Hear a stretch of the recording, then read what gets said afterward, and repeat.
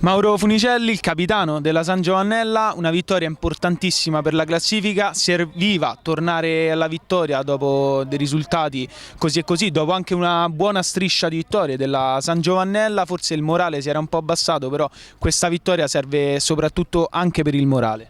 Sì, quello sì, peccato perché avevamo messo 2 vittorie di fila, poi c'è stato, diciamo, quello scivolone contro l'Italia, quindi stasera era importantissimo vincere per ricominciare la corsa a sta salvezza che ce la stiamo mettendo tutte e piano piano stiamo cercando di guadagnarcela.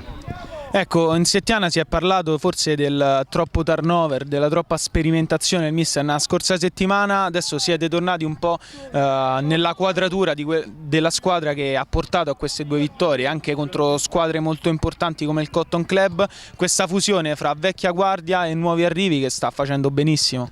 Sì, stiamo cercando di mantenere insomma sta linea, certo, purtroppo ogni tanto chi di infortunio, chi un po' di influenza, poche volte si riesce a essere tutti quanti, però bene o male cerchiamo di mantenere questo gruppo per riuscire ad andare avanti bene. A proposito di infortuni, abbiamo rivisto Dell'Anno nel finale in campo, cos'era successo? Solo una botta? Ma una piccola storta quando ha calciato, quando è ricascato ha appoggiato il piede male, ha sentito un po' di dolore su una caviglia che già aveva un po' malconcia, ma niente di particolare, niente di grave insomma. Assolutamente, ultima domanda sulla prossima avversaria. Il Checco dello Scavicollo, voi avete dimostrato forse di giocare e di esaltarvi contro squadre anche più forti come il Cotton Club, anche di superarle. Mauro Marchetti in un precedente comunicato aveva detto che è più facile giocare forse con queste squadre che contro l'Italia dal punto di vista delle motivazioni.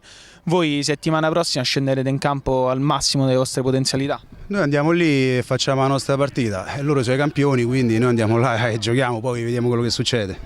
Grazie mille. Grazie a voi. Ciao.